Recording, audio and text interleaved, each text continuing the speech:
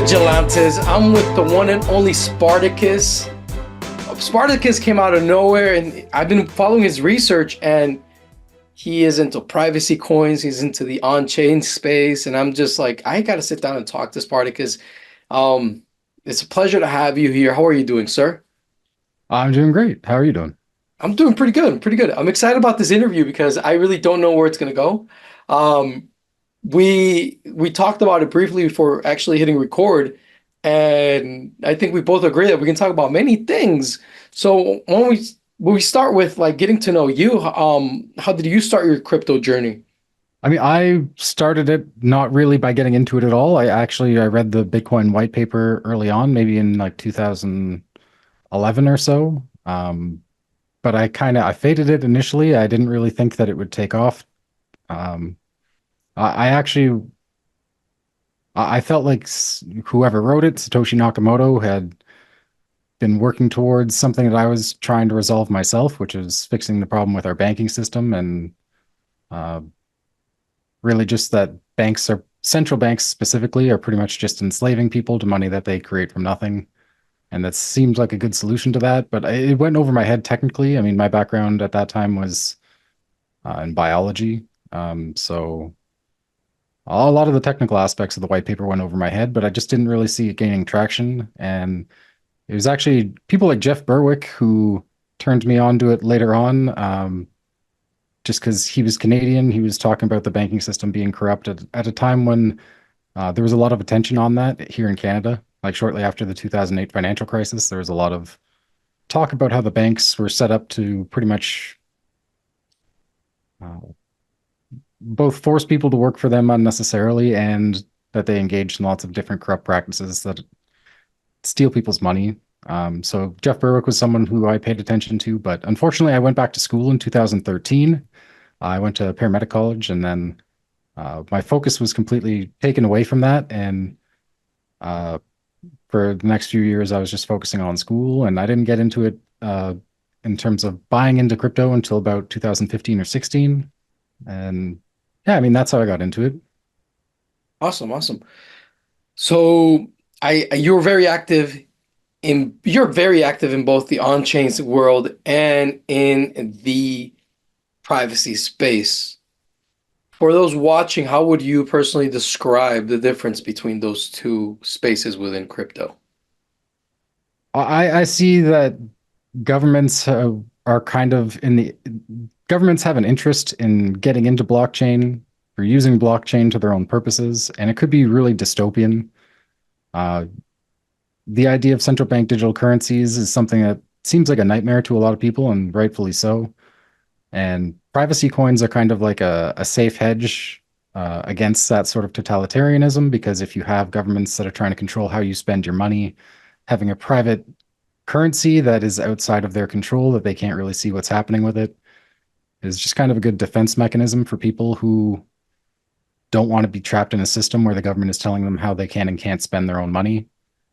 So I feel like the privacy space is a good fallback in case we slide into that sort of totalitarianism. And I mean, I participated in the trucker convoy in Canada during the pandemic. So, I mean, we saw firsthand that all these transparent coins that people were donating, like their Bitcoin wallets, all got frozen. Granted, they were on exchanges, but there was even one Monero wallet, again, on an exchange that was frozen.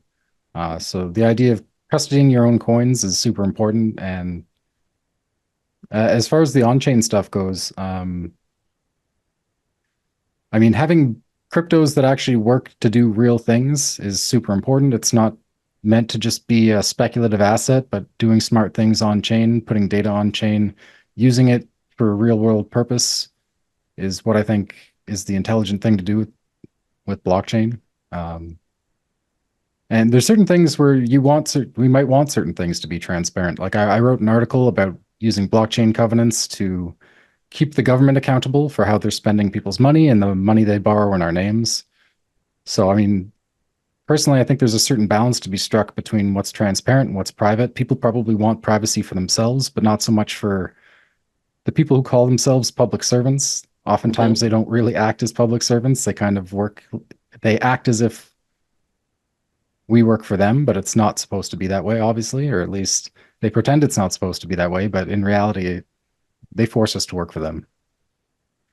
And if Right they're on. forcing us to work for them, they should be accountable for how they spend our money. But there's no accountability there. So that could be a way that we could impose accountability and transparency on our governments. But um, I think really there's a demoralization effort to make people afraid of these sort of technologies. So we don't really think that deeply into it, that we could actually use programmable money to control the government. We're just afraid that they're going to do it to us first.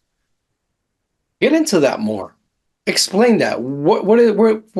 Give us an example of that demoralization. I mean, you saw it during the pandemic. People just kind of caved, like you have to stay in your home, or there's going to be these consequences. You can't go out and do these certain activities. And I mean, just the things that come to mind is like people in California. There's like a single guy on the beach, like paddleboarding, and the police come out for him because Right? it's against the pandemic, like the mandates and the lockdown measures, whatever you want to call it, the control measures that they put in place during the pandemic. It really demoralized people. It's like you're going to obey us or else.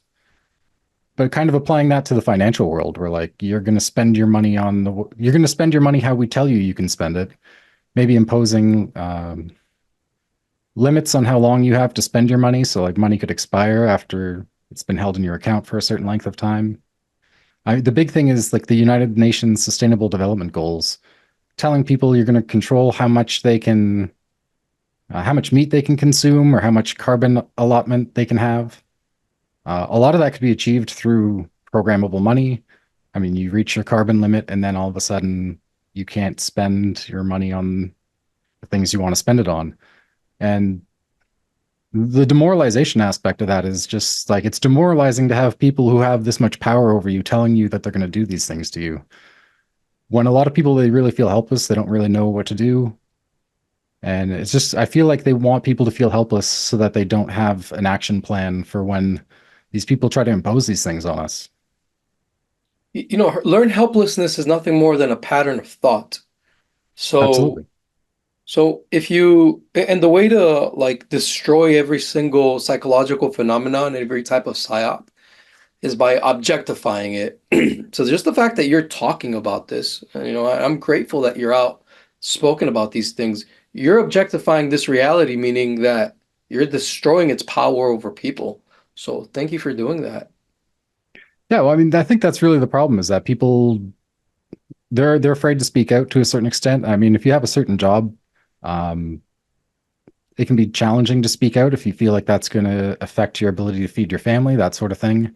I mean, I confronted Kathleen Wynne several years ago. She was the premier of Ontario, the province that I live in. And I pretty much accused her of enslaving the people of Ontario to the banks that she borrows from unnecessarily, or she did borrow from unnecessarily in our names. And Wow. she kind of avoided answering the question. And they took the microphone from me right away. And again, at the time, I was trying to find employment as a paramedic, so I didn't want to uh, be too confrontational. Let's just say that. But Hmm. since then, I've kind of shed that problem. So now I feel like I can speak more openly. If I were to confront some people here again, it would be I wouldn't have. I don't know. I kind of felt like I treated her with kid gloves, and the gloves would come off now. So Good. yeah, Congrats, man. More power to you. Thank you for doing that. Yeah, a lot of people, this is the beauty of what we're doing with crypto is that just the mere idea of knowing if shit hits the fan, I can rely on this medium of exchange. That in itself just empowered everyone. That's why it's important to talk about these things because just the idea of Bitcoin existing, of crypto existing, is empowering in its on its own, right? Just that the people know it exists. That's all they really need in order to um, be a little bit more daring, be a little bit more bold. So yeah, how can we push this even more? How can we grow this even more? This awareness even more? Because it's really just an awareness. yeah. I mean, the big problem is education because there's so much bad information, so much misinformation out there, and especially in the crypto space, there's a lot of people that masquerade as good actors who oftentimes are engaged in illicit activities behind the scenes or doing shady things behind the scenes. So it's hard for people to know who to trust. And a lot of people don't want to put the work in to actually really understand things. So they're looking for an authoritative figure that they can trust to kind of tell them what to think. And that's largely part of the problem is like there's a lot of misunderstanding about how blockchain and crypto works. And people, because they don't have the confidence, they don't have the knowledge to really understand it fully, they rely more on the opinions of experts and the rest of the herd. So they're more likely to go along with the crowd, follow the rest of the crowd, follow whatever the prevailing narrative is, because they may not truly have the understanding to know better. Right. So it's an education problem where people need to actually understand how these things work, so that they can figure it out on their own and they don't have to rely on people who may be lying to them. So It's difficult because every crypto camp has its own narrative because they're looking for the well-being of their own network. And I tend to I divide crypto between transparency coins, transparency protocols, and privacy anonymous ones. yeah, So I do I as see well. value in both. I see value in honest transparency, and I see a value also in private anonymity. Um, I think that there has been I think the biggest problem that we've had is that we've been too emphatic on the private anonymous desires within crypto, and we understand implicitly, but there has never been a real case being made for why we need honesty and transparency, why we would need those tools, right? Right. Yeah, I mean, What is your take on that? well, I mean, like the people would probably really like their tax dollars to be accounted for on a blockchain where they can actually see where the government is spending our money. So I think that's really the best application for a transparent uh, blockchain is holding the government accountable. I mean, it's really just a technology like anything else. It's like a gun. You could use it for good, you could use it for bad. And if people don't understand how it works, they're just going to accept whatever they're kind of told about it. Um, so I mean, I remember the narrative that Bitcoin was the currency of criminals was a common theme back in the day when people didn't even really fully understand that everything was on a transparent ledger. I mean, it was Mhm. kind of the selling point for a lot of people early on was that it's this private internet money. And it's just because people didn't really understand it. They just kind of went along with what they were being told about it. And again, there's nothing transparent or there's nothing private about it, really. Everything is there. It's a triple entry accounting. It's something where you can verify everything that's happening. So for a long time, that narrative, nobody really challenged that. And I mean, it wasn't until really like Silk Road kind of collapsed and everybody saw that um, it was used to or get people arrested. Right. You know, it's just like you said, a problem of education and one that I think can only be fully transmitted when you show people profit. And that's exactly what's happening with the on-chain world. So, what are you interested in the on-chain world? What's geeking you out now? What was your introduction to it? Well, I mean, just finding I would say not, I wouldn't necessarily define it as on-chain stuff, but just blockchain utility, like using blockchain for something that's really useful. Like I like the Handshake blockchain that allows you to host websites and you can create top-level domains on it. Uh, but they don't really have a popular browser that resolves the domains on the Handshake network. So there's the Opera browser that allows you to access websites that are on the Handshake network. Um, so, I mean, when Trump was largely deplatformed and when Gab and those other social media sites became really popular, you saw that there was this coordinated attack by big tech companies to pretty much take them off take down their websites, take down the servers that were hosting their social media site, all pretty much dumped them all at the same time. And it was a coordinated attack between these centralized entities in big tech. And I just see that as something that's like it has value because it's allowing people to create websites that can't be censored, they can't be taken down. There's no central point of failure where people can say you can't say this and then yank your website from you. Um, the on-chain stuff that I find interesting is stuff that has real world value.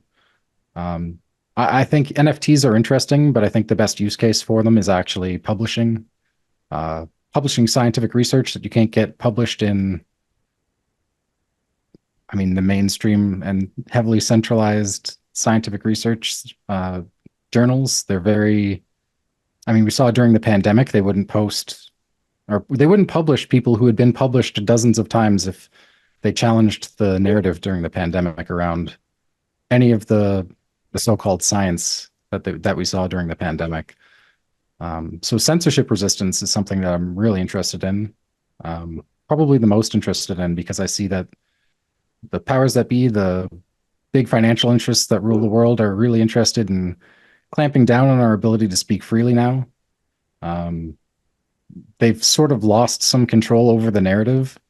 And I think they see censorship as a way to gain that back by preventing people from speaking freely, by controlling the social media algorithms, so that only certain information really gets popularized. And yeah, I'm a freedom-minded person, so my interest is really in making people more free. And I feel like all these technologies, they could either make us far more free than we've ever been, or they can be used to enslave us. And it's kind of a matter of whether or not people understand it. Which side wins out in the end is going to be a matter of how well people understand it. So when I first encountered you, I saw you being very active with Pirate Chain.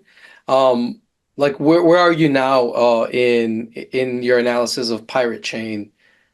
Well, I mean, I like it as a way of making private transactions. I mean, I'm someone who I advocated for things like psychedelic treatment for people who were suffering from post-traumatic stress disorder. So people with PTSD, like my background was as a paramedic, so this is something that was I'm fairly passionate about. There are certain drugs that are illegal, but they have therapeutic use, but they're also a little bit threatening to the establishment through both the government and our rulers and the pharmaceutical industry that mostly controls that space. Um, and again, you see people depending on where you live, you can get in a lot of trouble for trying to access things just to heal your mind. Can you give us an So I mean, example? I want to empower people to do Yeah. whatever's best for them, and I feel like there's a lot of stigma that's just wrongly placed on these things because they sort of reinforce cultural narratives that benefit certain people. Again, if you live somewhere where you might get arrested for trying to obtain those things, it probably is a good idea not to pay for those things with something that can be traced back to you. I'm fortunate that here in Canada that everything like that is there's not a whole lot of enforcement on our drug laws. I mean, most psychedelics you can buy from a storefront now that has like a business license there. So, um, but it depends. It really depends on where you are. There's people that are rotting in jail for the rest of their lives for pretty much making substances available to people that will probably be using in the medical field within the next decade or so. I mean, there was the FDA recently tried to, or they failed to authorize MDMA as a treatment for PTSD. But I know plenty of first responders. Spoken to researchers who have used it in a therapeutic setting, and they see it as an actual cure for PTSD, not even just a treatment. So, ideally, in an ideal world, if we didn't have tyrants that were trying to throw people in jail for victimless crimes, everything could be transparent. I don't think that would be a problem, but we don't live in that sort of ideal world. And people need to take precautions to protect themselves against tyranny. So I view things like Pirate Chain as a way for people to transact privately in a world where that's unfortunately necessary sometimes. Okay, so then I saw you get really interested in the Craig Wright trial. I'm like, okay, this guy, he went from Pirate Chain to being like one of the most independent reporters on what was happening with Craig Wright. I mean, what led you to that? What happened there? That's really where you caught my attention. I was like, who is this guy? Wait a minute. He's talking about Craig Wright? Like he's actually giving his like the way you talked about it was very much because it was so polarizing on both sides. And you Yeah, yeah. came in with like just giving this like very, like I very tr I try to very remain as objective. objective as possible as a human being can be. You're being very objective. I'm like, okay, cool. Like, so what led you there? What happened? Well, I mean, I've been following the kind of Craig Wright saga since I became aware of who he was. I can't really remember what year it was. It was probably around the time of shortly after the Bitcoin Civil War, maybe, because I Hmm. wasn't paying really close attention to the space at the time of the Bitcoin Civil War. It was a friend of mine who, another paramedic friend of mine who he was really into the big block narrative. He sort of technically understood why big block Bitcoin made sense, that it allowed for scaling, that sort of thing.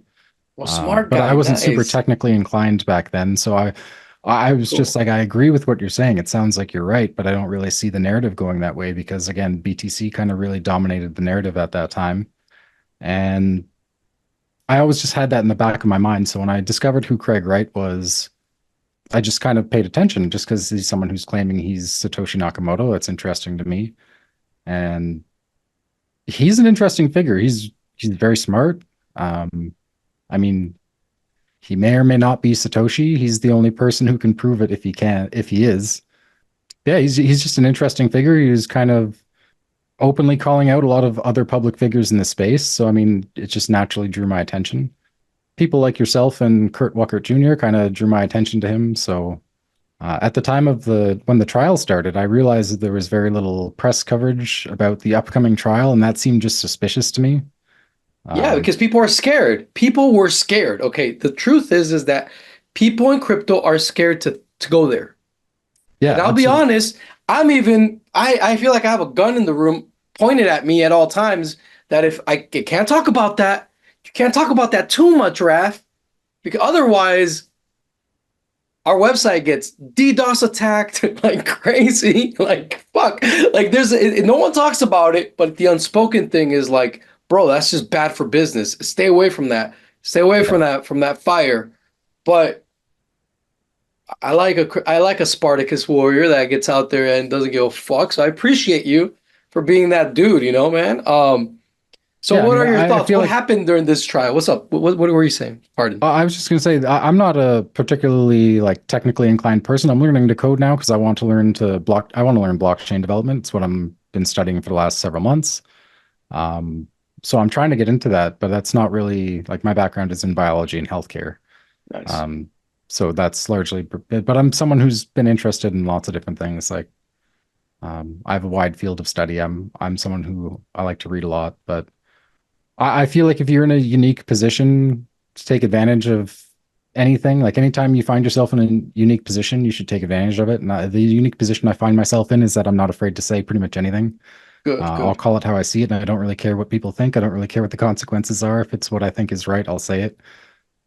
So I don't mind. Like you get a lot of public backlash if you defend Craig Wright or say anything in support of Craig Wright. There's like a small troll army that'll try to attack you, and it doesn't really bother me too And they much. And all if I'm talk the wrong about same, any of think these the things, it doesn't really same, bother me too walk the much. same. They all are.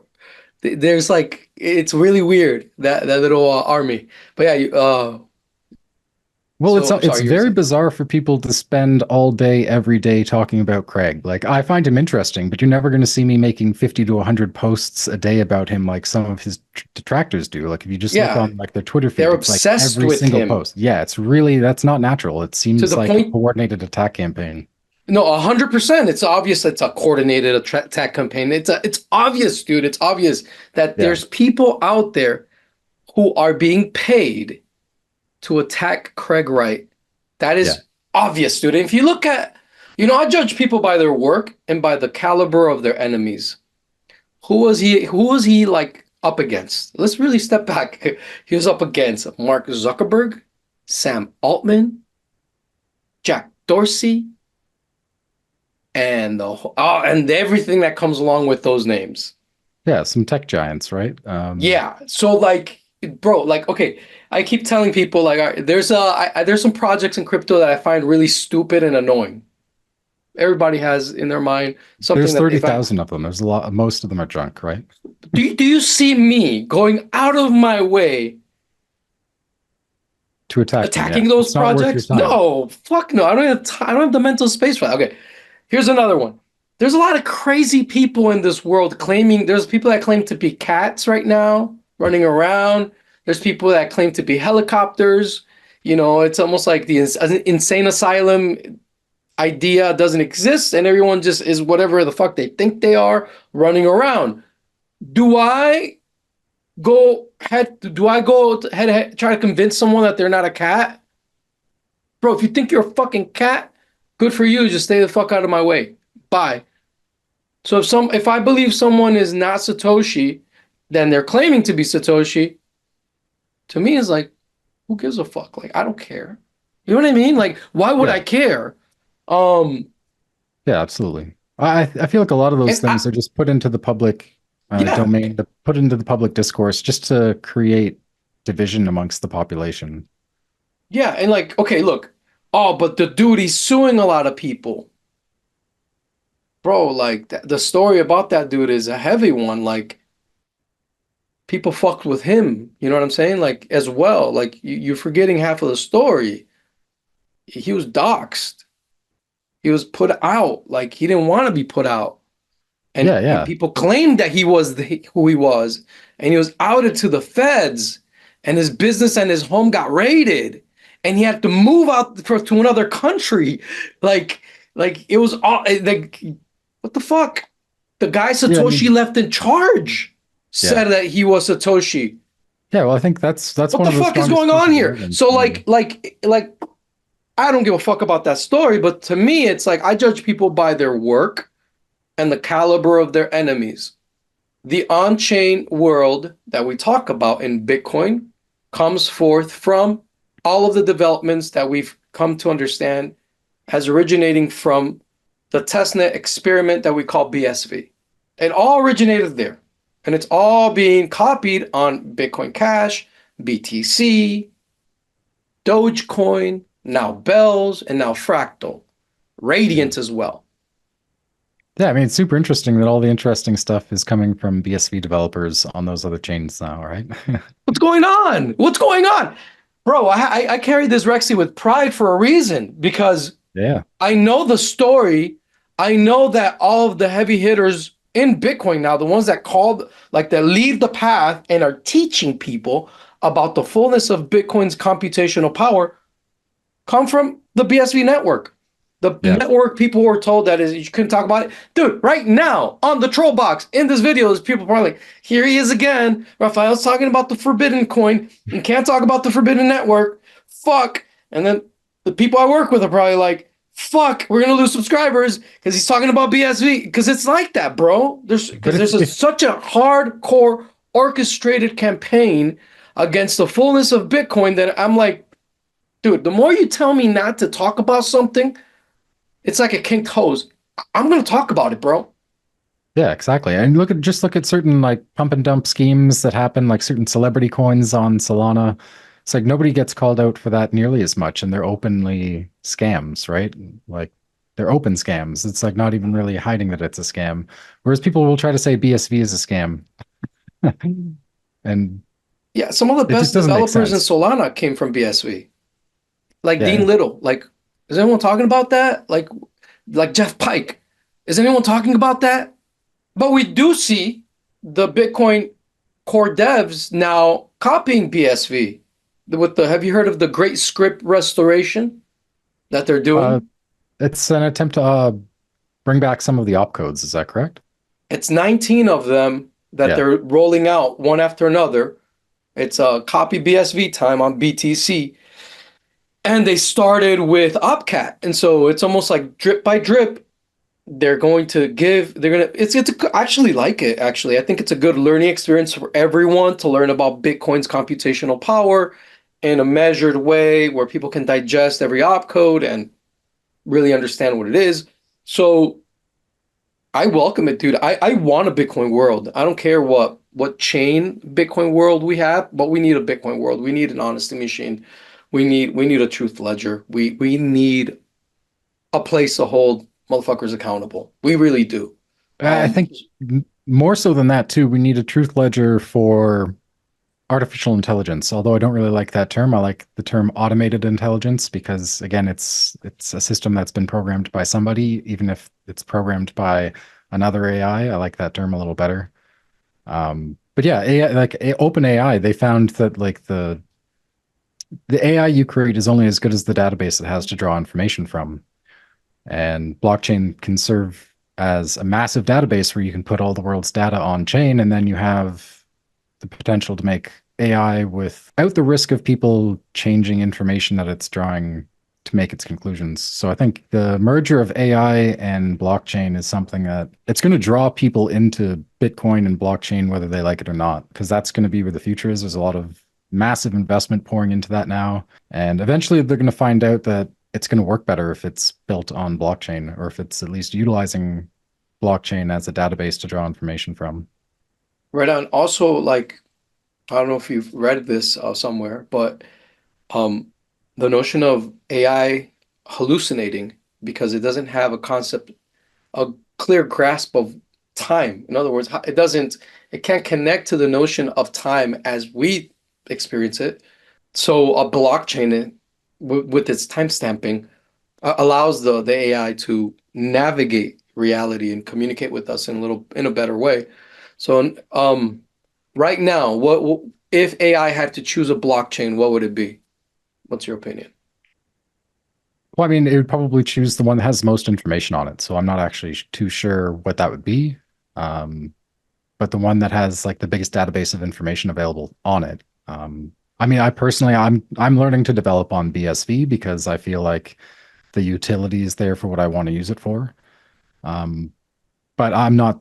I don't think I'm in a position to say what that would be, just because I'm unsure of which chain has the most data on it that would be actually useful. And it depends on what the AI was trying to do. If it's just like a general chat bot like ChatGPT or something like Grok, I mean, the database of information that Meta has or that Twitter has, I mean, there's a lot of just generic information there. I don't know how much generic information is currently on a chain like BSV. It's probably not a whole lot, but it has But you can dump the the sh you can dump capacity it. for it. It's the Yeah, capacity for it that's important at this point.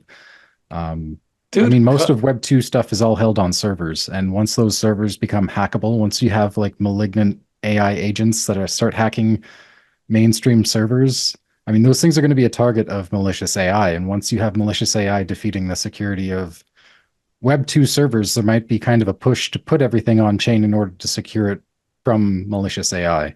So I see that being kind of another route that things will probably take. We'll probably see malicious AI getting into servers that we thought were secure, and they're not going to be secure against artificially intelligent hacking. So why did you, out of all the options out there, why did you choose to, and I just now found this out about you, that you're learning to program BSV. Why did you choose that one? You could have learned Solana. Why didn't you choose Solana?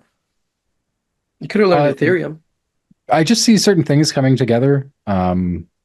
I mean, now is probably a much better time to try to get into something like this than a few years ago. There's a lot more resources available for someone who's looking to learn. But I see just a convergence of certain things where, um, I mean, Terranode coming online will enable the things that I'm kind of talking about here to actually put all the world's data on chain, to actually move things off of those servers that could be vulnerable onto an immutable ledger that can't be altered after you've placed it there. I just sort of see a convergence of things that are going to come back to Bitcoin. And even really, that started a year ago, or a little more than a year ago, maybe a year and a half ago now, when we first saw Ordi. When people first figured out on BTC that, oh, wait, there's actually something that we can do here. We can actually do more than just speculate on the price and trade it. That kind of brought about a lot of interest back into Bitcoin. Right on. And really from myself, especially, like I saw you and other people talking about it at that time. And I just feel like everything that's all the divergence we've seen into these 30,000 coins, once people start realizing that we can do all this stuff on Bitcoin, then the need for those chains kind of goes away, and the liquidity is where Bit is on Bitcoin. Um, Right. and I again, tell I people, don't know if BSV is going to win out in the end, but again, if I could apply those skills to whichever fork is victorious in the end, I don't have a crystal ball. I have no idea if things will go the way I expect it to, or it could go another way. I mean, people say that irrationality can't last forever in the market, but I mean, if you look at the diamond market, it can. I mean, hmm, it has absolutely remained, like the diamond market has remained irrational pretty much since the time of Cecil Rhodes and since he founded like the Wow. De Beers Diamond Company. It's still largely an irrational market. So, I mean, people won't necessarily snap out of it and start making rational decisions. We could see that things remain irrational in the space. Right. Um, However, you're right because we see a pattern where like you said, in Bitcoin BTC, we're seeing people become conscientious of what can be done on chain. And the core devs are enabling all of these opcodes on BTC, which leads me to conclude that I think they're preparing to scale the BTC block size. I really am. I think that Yeah. they're bullshitting people and they're telling people, oh, we're just doing this to allow for more custodial options on chain. Oh, we're just doing this to allow for more layer two integration. But that to me is all just rhetoric that follows suit with what they previously had sold their VCs. And now they're just preparing for when they have the need to scale the block size, they will. And I think they will eventually scale the block size. So in other words, what I'm saying is that BTC's plan from now on is to quietly and without making a big deal about it, copy BSV. So what I tell people is exactly, dude, I think you're really smart for doing this. Um, if you want to learn Bitcoin, go learn BSV. That's it. It's the playground where you will learn everything Satoshi gave us. And so, like you said, if the future happens on Dogecoin, dude, you'll be ready to deploy on Dogecoin. You'll be ready for any other blockchain. You Yeah. know, that's Anyone that UTXO. uses the UTXO model, the skills are Exactly. transferable there. And Exactly. And the yeah, truth is that there is the UTXO model is a lot more capable than the account-based model, which is the other option. The account-based model is actually old. People think it's new. They think that what Ethereum gave the world was something new. Actually, Ethereum gave the world crap that comes from the banking system. So yeah, so the UTXO model is actually right now barely beginning to be understood by Bitcoiners at large in BTC. Bitcoiners in BTC understood it, but now they're understanding, well, that data packet within the UTXO, how does that work? And they're rediscovering that you can program on chain and how the UTXO model allows you to, the word, I forgot the actual word, how to spread out data packets through this network we call blockchain. So proliferate, I think is the word. So it's just a beautiful rediscovery of Bitcoin that is taking place. So congratulations on that, on you studying Bitcoin because you're really studying Bitcoin. I mean, other people they think that this is the crazy thing to me, man, is that a lot of these BTC experts that are like, it's not that they're dumb. I don't people they're not dumb. It's just that in their mind, for some reason, they thought this whole aspect of Bitcoin we can ignore.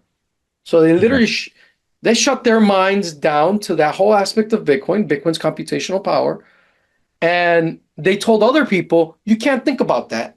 You can't think about that. You can't think about Bitcoin's computational power. You can't think about all of the opcodes we have.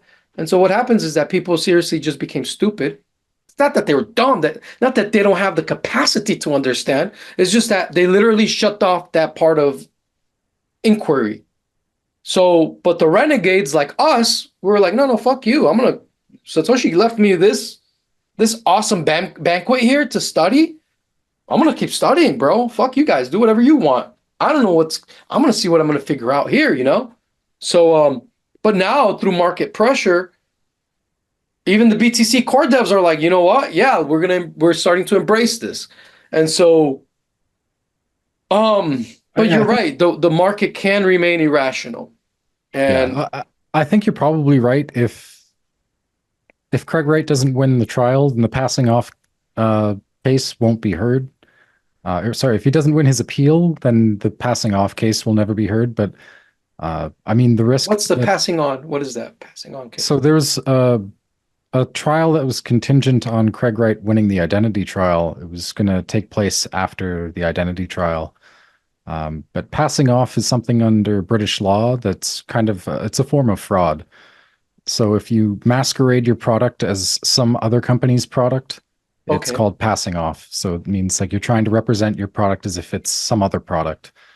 So, I mean, Craig and people in the BSV camp allege that BTC is passing itself off as Bitcoin, that they changed it so far from what the white paper states that it shouldn't really be called Bitcoin anymore. So I mean, if Craig was to Yeah, win I his agree with appeal, that. yeah, exactly. Yeah, I do too. So if they were to, if he is to be successful in his appeal, that trial will go forward, and then if that happens, it's likely that BTC Core would lose the database rights to Bitcoin, and they would not be able to use the name Bitcoin or the BTC ticker symbol anymore. So, I mean, if that happens, I would say that would be absolutely catastrophic for BTC chain, because then it'd pretty much be exposed as a fraud, and they wouldn't be allowed to call it Bitcoin anymore. So at that point, I don't think any attempt to scale the chain would matter because, I mean, the mask would kind of slide off at that point. But I feel like if he's unsuccessful, then you're probably right that they will probably have to find a way to scale the chain.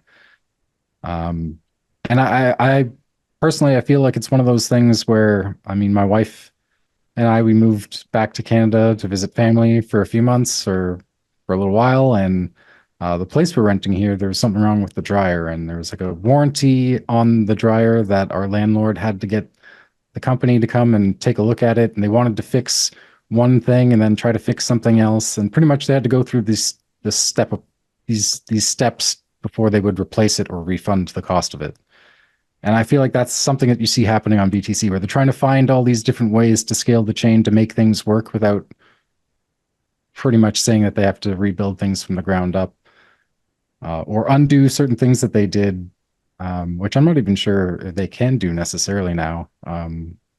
See, my So thesis is that they wanted to destroy Bitcoin, but they yeah, I would agree with couldn't that. They destroy didn't want it Bitcoin. to. They didn't want it to work as peer-to-peer electronic cash. That's why after Yeah, they made those changes, the narrative changed to digital gold. They didn't want people to right. have a low fee medium of exchange that doesn't use a third party intermediary. Yeah, I mean, depending on the outcome of that trial, like there's a lot at stake in this trial. So But this is what's crazy to me is that you're telling me it's not over. What? What the hell? Like, so what's going on? Did Craig Wright get granted the right to appeal? he's filed his permission to appeal. I don't think the Okay. courts are in session to look at it until October. There's patent attorney David Pierce who was saying that the courts won't look at it until next month. So there is some back and forth filing that's happening where each side has to respond within a certain number of days.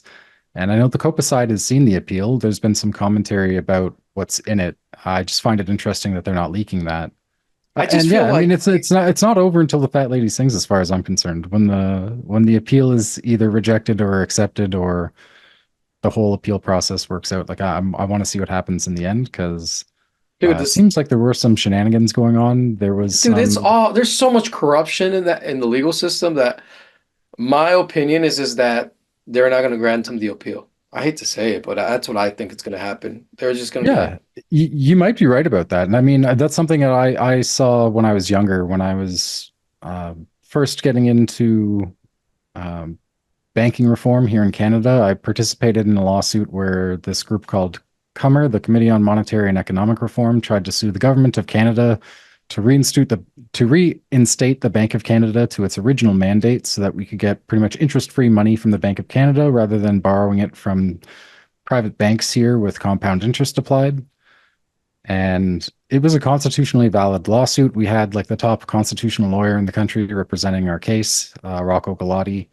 And the courts, I actually warned them explicitly that no one in the public knew that that was happening. And that if we tried to move forward with the lawsuit, while there was no public awareness that the lawsuit was happening, that the courts would just sweep it under the rug, which is exactly what happened. They just threw it out. It never went forward.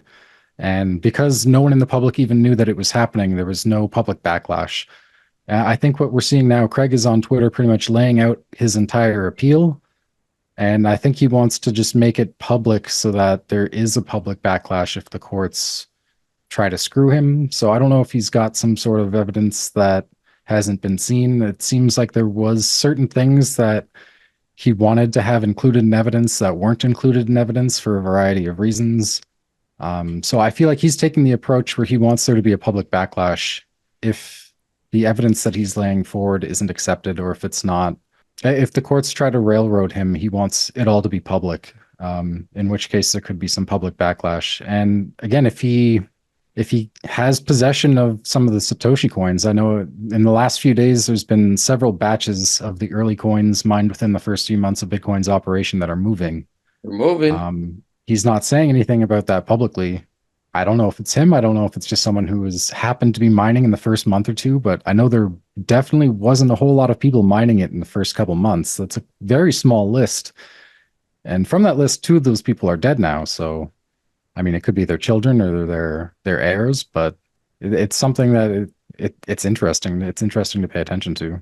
It's interesting that we talk about this, although it is a topic of conversation that people don't want you to have. Yeah, I think that's more telling than anything else. Is why aren't I Yeah, allowed to talk about it, right? people don't want me to have this conversation right now. I'm telling you right now, they hate me for having this conversation.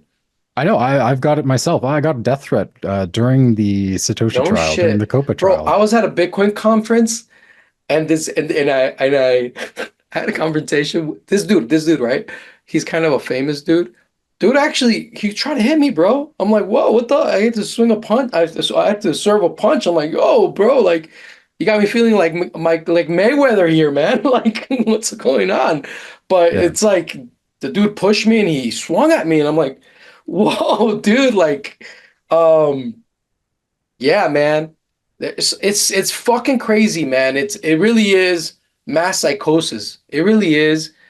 This topic of conversation in crypto is very much akin to how people were they became irrational wearing those fucking masks during COVID. Yeah. That if you talk about this, like blah blah blah blah blah, fuck you, fuck you, fuck you. Should we drop a bomb in this conversation? Should I drop a Sure. bomb? Should I drop a Sure. bomb? Go ahead. So, a lot of people right now, no, actually, I'm not gonna fucking drop the bomb. No, fuck you guys. I'm not gonna drop the bomb. It is what it is. Do your fucking research. It's there. Like, if this is the thing about philosophy. In philosophy, you learn that if you spoon feed people the truth, they're not actually going through the logical sequencing necessary to exercise their brain, like Aristotle would say, buff the mirror to see reality better, to Right. buff the mirror of your mind to shine the light of God better onto your being. If you're not doing the buffing, if you're not going through the process of thought yourself, then you're not doing philosophy. So if I just gave you answers without good premises, without good logical conclusions, and for you to actually work through all the possible premises and verify there is no logical inconsistencies, you're not doing philosophy. So if I just gave people answers, I'd hurt them at this point. It's all Yeah. there, guys. Look it up. I will say this. This is part of the bomb. The bomb is this. Everything that is happening in BTC right now originates from fill in the blank. That's it. That's it. Yeah. That's the Yeah. bomb. Like literally, it's everything originates from fill the blank. Do the research of who these people are and where they come from and who have they learned from. Fill the Yeah. blank. The process of self-discovery, there's definitely more power in that for the individual when they come to a conclusion on their own than when they're told the answer. Or people that just like they pretend to have very logical arguments, but their underlying premise is non-existent. I won't call them out right now. The numpties, the BCH guys, numpties, whatever. They had a show, and one of the numpties was saying that Craig Wright is nothing more than a machine learning algorithm. Okay, bro. You said that, and then they said that somewhere in the Bitcoin Talk forum, in the past, someone before Craig Wright claimed that Bitcoin was Turing complete, because Craig Wright was the first one to publicly claim that Bitcoin was Turing complete. Right. Zabel was sitting there, Trace Mayer was sitting there, Craig Wright was on the screen, and there was another guy, I forget his name, he's an old school cypherpunk, wears a hat. Like, if anyone knows that Bitcoin's Turing complete, was that guy, in my opinion. But for Craig Wright to say it and explain it in such a nonchalant way, I want to know who else in crypto history stated that, Yeah. taught that, explained it. Yeah, well, I mean, And that doesn't exist. I've yet to figure out who that person is. if he's not Satoshi, he's an extremely good cosplayer at A Satoshi hundred because you percent. can't actually fake the information that he has. You can try to, He's cosplaying, or he is, or he's being yeah, fed information by the dudes that are Satoshi, and he's I would maybe say some, so. Yeah, maybe, but or maybe, it's hard to fake knowledge. You either but understand exactly. something enough to explain it or you don't. And if you don't, it's very hard to fake it, especially in something very technical like Bitcoin. And everybody laughed at him, bro. To like 2 years ago, everybody was laughing at people like us that we learned from his teachings and we verified it for ourselves. Like, holy shit, Bitcoin is a supercomputer. We never needed Ethereum. A lot of the F heads are still like, they hear me talk like that, and it's like they like they go into like a stupidity script of just like nonsense because they really Yeah. never understood Bitcoin. Well, guys like us, we understood Bitcoin, but I mean, you got into this aspect of Bitcoin quite recently, right? It's not like you weren't here during the forks, were you? I mean, I Or held were you? Bitcoin during the forks, and it was actually my friend who told me, like right before the initial Bitcoin Cash fork happened, I was holding my coins on an exchange, and my friend was like, "Get it off the exchange, and you'll get the forks. Like you need to do this before this date at this time." So I was fortunate enough. I didn't have a whole lot, but my friend gave me the heads up. I wasn't even paying attention that closely to know that. So um, Yeah, but now everything that is happening, everything that like these renegade Bitcoiners, as Jeff Burr calls us, we're doing on BSV, and we're claiming about Bitcoin as a reality about Bitcoin.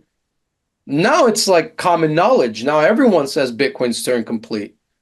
yeah, Dude, the first guy to claim it was this dude. You claim to that he's crazy and blah blah blah, and there's so much hate against him. And these ideas, this understanding, this in-depth, rich understanding of Bitcoin in its fullness comes from this network that has been the most delisted network on in all of crypto, yeah, whose enemies are on the opposite side of this of these trials are OpenAI, Meta. Like, what the fuck, man? And you tell me on the biggest news of everything in crypto, because everything in crypto starts with this one question. The question is, do you know more than Satoshi? Can you build something better than Satoshi?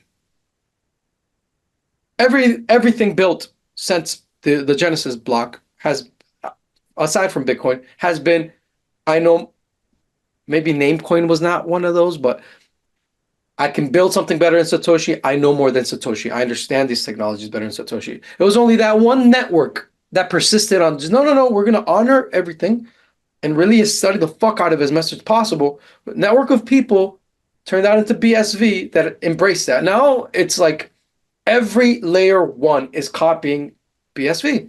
So much so that even Solana, like I said again, their top players came from BSV, and they're like, all right, well, fuck, we're not getting any financial traction in BSV because the commercial attack is so intense. We'll just join Solana and contribute here and build out and make money. Same yeah. thing happened with BTC. And there's no shame in that. That's awesome, dude. Good for you. But the origin story is the origin story.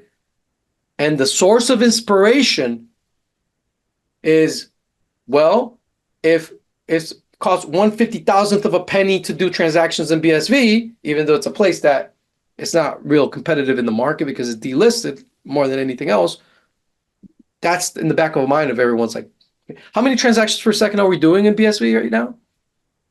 I'm not sure what the upper limit is without Terranode. I think it's like 11,000 or something like that. I can't remember. It's not something I have committed to memory. And Um, Terranode, they're testing how much out right now? I think they said it can handle reliably 5 million as the upper limit Holy currently, but shit. that I mean they want to go much higher than that. But where it is Okay, now, and I think it's about 5 million. And then they've tested it around 9 million, but there's problems. So 5 million is like steady. They can do 5 million, but I don't think it's going to start with that when it goes to mainnet. They're going to just start with 1 million as the upper limit. And But I this mean, being there the has to most be, significant story, the most biggest, some of the biggest technological breakthroughs in crypto, you are persona non grata if you talk about it.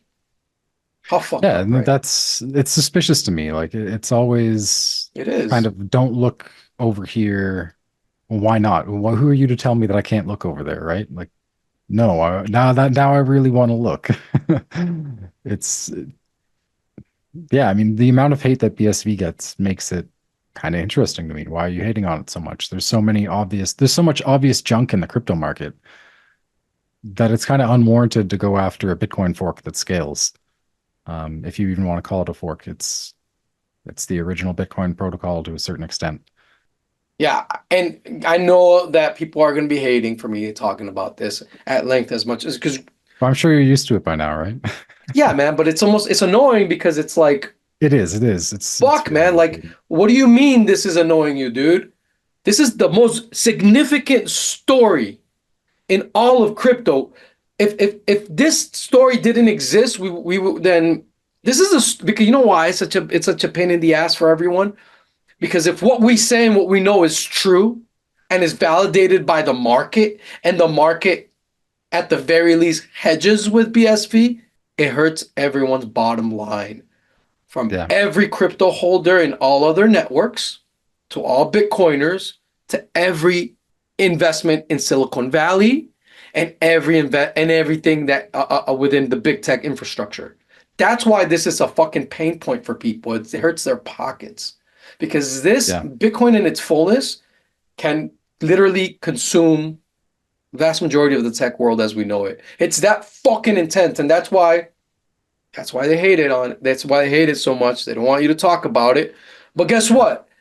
We show by doing, and on the BTC blockchain, we're proving ourselves right. So Yeah, I mean, it reminds me of that Bill Hicks bit where he's like, "Hey, we've got a lot invested in this. Shut him up." Like yeah, that's dude, what it is. If you go up against large financial entities, big tech, like they're gonna do their best to shut you up, dude, to and you protect got a their death threat investments. because of this shit. Fuck, man. Yeah, it was actually on a picture of me holding my son on my personal Instagram. And I Wow. don't use it very often, but it's like I feel like you chose a picture of my son to try to intimidate me. I'm the person who I don't like to be intimidated at all. Like if you want to intimidate me, you're gonna have the opposite effect. Like it's just gonna make me want to go even harder. Right. Like I like the mentality of don't allow anyone to intimidate you. Like say what you really think and feel, So and don't be did they intimidated. say like don't talk about BSV anymore? Stop following Craig Wright, or what? No, What was it? it wasn't specific. It was very much just it didn't even fit with like the post it was on. It was just a generic threat. But Hmm. I don't get death threats. Like nobody threatens my life. Like I don't have conflict with people in my day-to-day life. So it didn't make sense. And it was just like about halfway through the trial. I think I can't remember exactly when it was, but yeah, it's just a why is that happening? And I was getting a whole lot of harassment from people from the BTC crowd, from the anti-Craig Wright crowd. So Yeah, I don't know. It might just be some crazy person on the internet, but I thought it was quite strange that um, they chose a picture of me holding my son on my personal Instagram account to issue a death threat. yeah. It's Yeah, it's always been very dirty in Bitcoin. Um it's been yeah, man, it's intense shit because it matters, man. It matters. Because yeah, in it does. reality, covering the trial was Bitcoin Magazine, who loves this was fucked up. Bitcoin Magazine has a funding arm called UTXO Management. UTXO management is all about enabling hyper Bitcoinization. They are investing in everything that is on chain on BTC. Every single invention, discovery, because we've been knowing this shit for a decade now, or plus, that isn't BTC that they're funding literally comes from BSV. The fuck? So these guys were covering the trial. CoinGecko was covering the trial. And then there was you. Yeah, and like maybe a couple other independent people, but maybe like I count them all on one hand kind of thing. Yeah, Uh, I didn't even do it because I was like, because of that, bro. Because there's so much fucking hate. Yeah, And plus, I'm not a statist. It's not like I get in law. I like watching the trial, and that's like to me, to me, um, government law is like a something that humanity has not grown out of. And I hope that in the future we figure out better ways of dispute resolution. But as of right now, it's what people are using, unfortunately. But is it something that it's an area of study that I like? No. And plus, I don't care about BSV um, because of Craig Wright. If anything, you know, God bless him, but if anything, he and his whole story and everything that has happened has hurt the technology a lot. absolutely. Yeah. But Yeah. I but mean, then it's again, not the technology itself, because this is an isolated thing, but the it's market reputation. penetration, right? Yeah. But overall, like, um, I'm in it for the technology. You see, when I was at the Satoshi Vision conference, that was the name of the conference. The first time the big blockers got together in Tokyo, Japan. I couldn't miss it for the world, dude. It was after the big fork with BTC. I was there and I saw this dude come in, running to Metallica music, this older dude, and I'm like, okay, cool, man. But I was there to listen to Chris Passia, Daniel Krawitz, Amari Sachet at the time, Roger Ver. I was there to listen to all these other dudes, but I didn't even know who Craig Wright was. But in my mind, at the time, I was already a big blocker, understanding that I can compute on chain, that I don't need Ethereum, that Ethereum is bullshit, like that the UTXO model actually scales on chain, whereas the account based model of Ethereum is like the most stupid design possible for a blockchain because you can't scale on chain, you can't Yeah. share a global state, like it's ridiculous. So I already knew that, but yeah, I didn't come to my understanding of Bitcoin because of Craig Wright. But I had the blessing of being able to take like a free stance away from everything, and I would learn from Mike Hearn. I would learn from Jeff Garzik. I would learn from Gavin Andresen, people that were big blockers in their own way. I would learn from Roger Ver. I would learn from Trace Mayer. I would learn from Amari Sachet in his own way. I would learn from all these guys, man. And Yeah. then I was Roger blessed to be Ver's new around book is great. Roger's book. Yeah. Hijacking Bitcoin. It's a great Did you book. read it? I did. I got it. Yeah.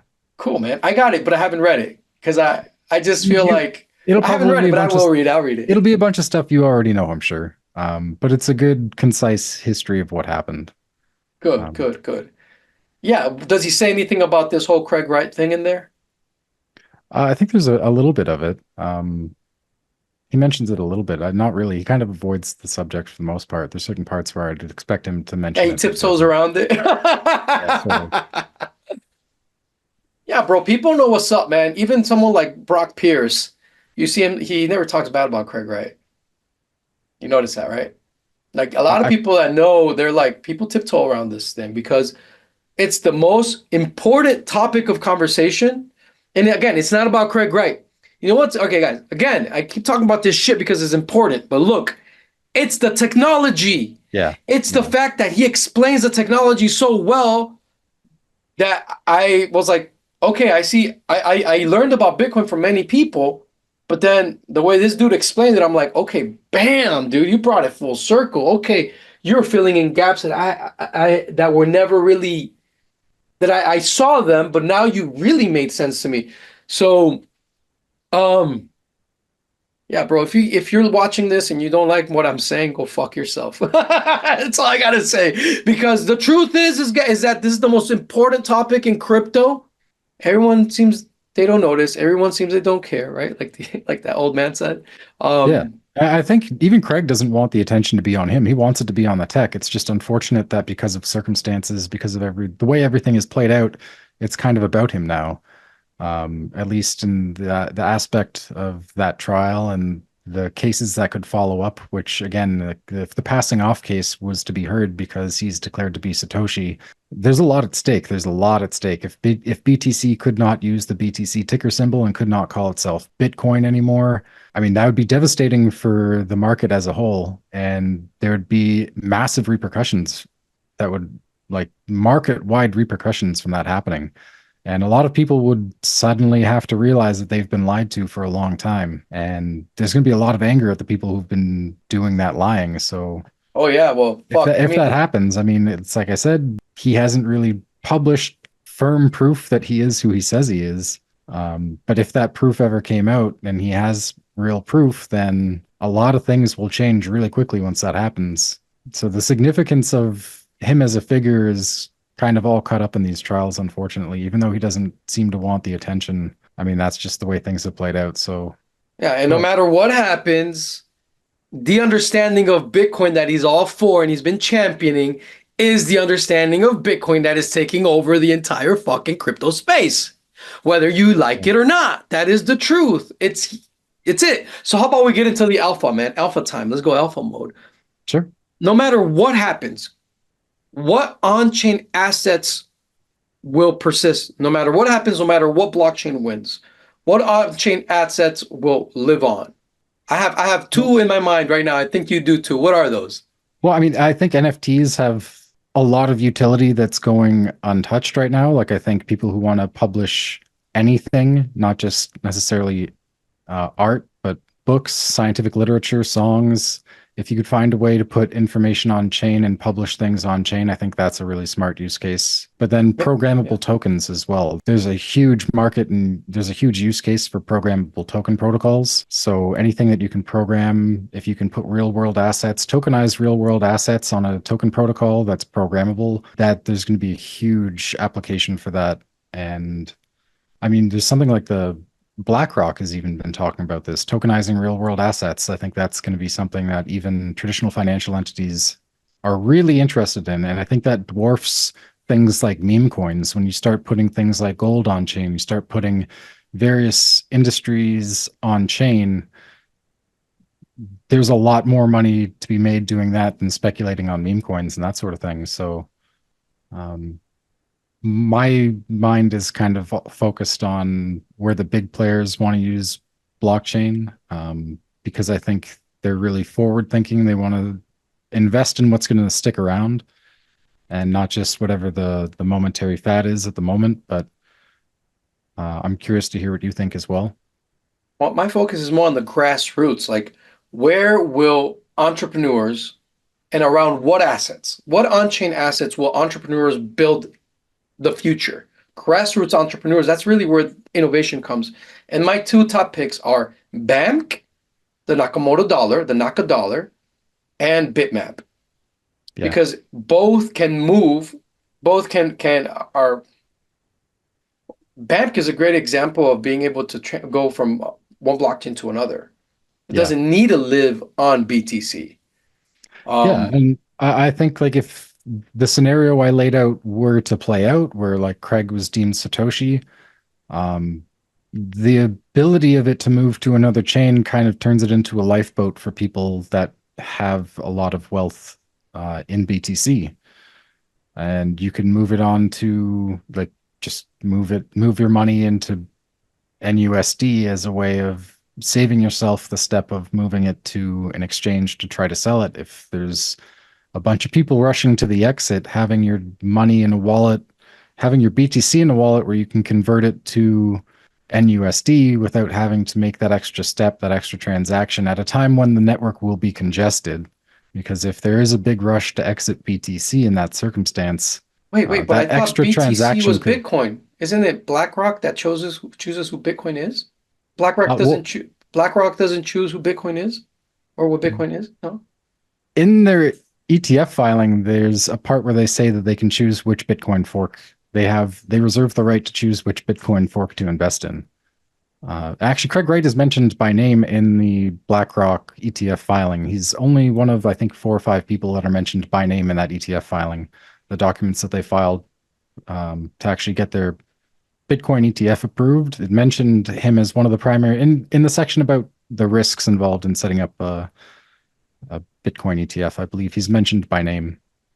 Yeah, Craig Wright is totally insignificant, guys. Don't pay attention to this conversation. If you're gonna have an opinion about this, by all means, you need to like shut your mind to any big blocker perspective about this. And only listen to what one side of the story tells you because that is what a rational person does. Well, I think one of the main reasons why we haven't seen a big uptrend in the price of BTC is because a lot of people are holding off. I think there's a lot of smart money that wants the entire thing to be settled before they go and invest more money into BTC. I You think really that think there's that a this lot of is it? people. You really think that this is the reason why it hasn't taken off? I think it's just, I mean, there's lots of different variables. Hmm. I don't think it's necessarily the only one, but I think it's a contributing factor to why certain people aren't putting in more money into the BTC market. I think that, yeah, there's a lot of smart people who want that entire risk not to exist. Like if the courts throw out his appeal or permission to appeal, I think you'll probably see a sharp uptrend right after that because there's a lot of people who they don't want to invest in something and then all of a sudden their investment is deemed to be some sort of fraud. So, I mean, if I was an investment banker, I would be quite careful buying into something when that risk existed. And then once that risk is passed, it's a green light, I would say, but Yeah. it's a So huge like, risk until it passes. yeah, it seems to me like what I expect to happen is corruption to try to drown out any appeal. And the way forward for Bitcoin in general, from because the only way forward is the big blocker way now. It's going to be through a drip by drip process of discovering these opcodes, which the BTC core devs already accepted as the way forward. And we have opcat being deployed already on the Bitcoin network, and we'll have other opcodes. So no matter what, we will have a big block future. No matter what, we will have programmability on chain on Bitcoin. And at the same time, other UTXO blockchains will just continue to grow with innovation. So Yeah, and I think just what you mentioned there too, the resistance from BTC Core to ordinals at the beginning. They're like, we don't want this. Like, this isn't what this wasn't supposed to happen, according to them almost, right? And you see that with runes as well. They're not super supportive of these things. They never really wanted that sort of thing to happen because it does kind of reveal that the big block way of doing things, it's what people want. They want more utility out of it. They don't just want an asset that they can speculate on the price. They want something that you can put data on chain. They want to be able to have a programmable token protocol on chain. So it kind of threw a wrench in the core narrative when ordinals popped off a little more than a year ago. So it this is could all have just kind of also, going that way, whether they like it or not now. right, it could have also been just a planned deployment of all of this. It could have also have been a fuck, we really fucked up. This second layer shit is not going to work. Yep. How are we have to backtrack in a very quiet way, bring this Casey guy who was a core dev, he's contributed to core. Look, man, do this, boom, spin it out, and we will move in that direction while keeping our investors happy, um, and not giving away the fact that we are now just copying BSV on everything. Because if we do Yeah. that, then we that's horrible for PR, right? So we can never let anyone know that we're copying BSV, but that's what we're gonna do from now on, but in a very quiet way, in our way. We're gonna try to do as much as we can with Taproot and SegWit. We're still going to be pushing the layer two narrative. If someone says what I'm saying right now, well, let's just say that they're stupid and don't pay attention because we got to keep our investors happy. And that's another strategy too. It's just kind of like having the fullness of Bitcoin, but our way. Like kind of like saying, well, now we got BlackRock in our bag and we are 100% married to BlackRock and all the lizards, well then we will be the inevitability of hyper Bitcoinization will happen, but under lizard control. Does that make sense? Yeah, I think that's really they want to be able to control everything in the space. So if things don't go their way, if they have to just copy BSV, um, then they want to be able to control it. If they're going to copy BSV, they want to be in full control of most of the stuff that's built there. Um, Well, notice something very interesting happened. That the moment Craig Wright, around the time when he lost the trial, all of a sudden there was a an emergence of, oh, all of a sudden Bitcoin's turned complete. Everything that Craig Wright has been saying for years, oh, we're actually gonna not just affirm it, but base all of future innovations on BTC on what Craig Wright has been preaching. It was almost clockwork. Yeah. It was clockwork. He Yeah. lost the case. Now appropriate everything he's done. Like literally, Yeah. that's literally what happened. Appropriate what he's done and pass it on. Try to pass it on as if it was our realization. Yeah. Well, they want to control the narrative. Their whole MO is controlling the narrative. So that's how they're trying to approach that, I think. Yeah, but what the fuck do we know, bro? We're just two guys on YouTube talking shit, right? I mean, yeah, I mean, I'm We're not, just I two would say fucking I'm, idiots, bro. Like, just have fun, stay poor, bro. Like, we don't know shit. What we're it, talking about. I could be wrong. I could be totally It's wrong. just I'm it's open-minded nothing to the idea it's that I'm not like we're wrong. up against BlackRock and like the Fed, bro, you know? Yeah. Who was actually who the Federal Reserve who hired Bitcoin devs, BTC core devs to program and develop Project Hamilton, which is the commercial CBDC, which gives programmability of money to an enslavement system. So, oh yeah, so now they embrace Bitcoin's programmability, but as a CBDC. Yeah. Yeah, I think that's really the way, like, people really need to be aware that that's what they're trying to do behind the scenes. I think there's a lot of attention on the crypto casino, people just speculating on the price of like these 30,000 different projects that exist now. But behind the scenes, like the big players are trying to develop systems that will give them more control. And it's the exact opposite of what I think Bitcoin was meant to do, which is empower the individual. And they're kind of just using the entire market as a test net, as a sandbox for development so that they can find out what works, what doesn't, and then try to deploy a system that will give them an unlimited, almost nearly unlimited amount of power if they were able to force people onto those systems. And you see people like Klaus Schwab talking about like what would happen if there was a comprehensive cyber attack that would dwarf the impact of the pandemic, what the impact the pandemic had both on society and the economy. Um, Interesting you brought him up. You know what the best entrepreneur in Ethereum history said? Nikolai Mashensko, I think was his name. His handle in Twitter was at delete Chitcoin. He's the father of DeFi. He's the guy that gave us the first stable coin, the DAI and the DAO, the Maker DAO. And he said, this is what he said. We are on the timeline of, we are on the Craig Wright versus Schwab. What's his name? Satan Schwab. We're on the timeline of Craig Wright versus Satan Schwab. That dude got murked. He got murdered in Puerto Rico shortly after that for saying that, for tweeting things like that. This was yeah, the well, most brilliant developer in the Ethereum network who was very much had the same understanding regarding Bitcoin's computational power.